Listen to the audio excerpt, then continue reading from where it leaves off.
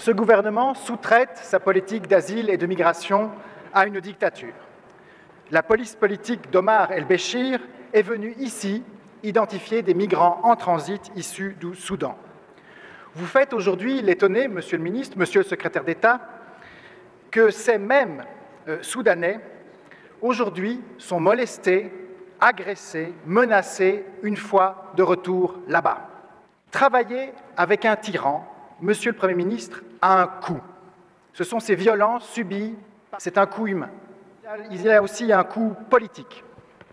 Et c'est la honte pour ce pays. Ces migrants soudanais, avant de rentrer au Soudan, étaient au parc Maximilien ou à la gare du Nord. Plusieurs fois, j'ai interrogé le ministre de l'Intérieur pour savoir s'il existait bel et bien des quotas imposés par la police pour savoir combien de migrants il fallait arrêter ce jour-là. 2 fois, le ministre de l'Intérieur m'a dit « Mais non, enfin, il faut oser poser cette question ». Or, il apparaît aujourd'hui, et c'est dans la presse, qu'un PV relate des chiffres exacts. Et le titre du PV, c'est « Réunion de préparation pour les mesures imposées par l'autorité concernant le parc Maximilien ». Et dedans, nous trouvons malheureusement des chiffres.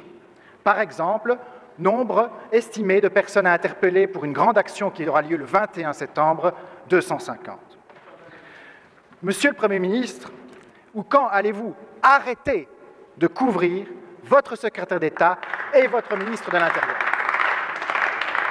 Monsieur le Premier ministre, vous avez annoncé un moratoire et je constate que tous les partis de la majorité, sauf la NVA, ont applaudi.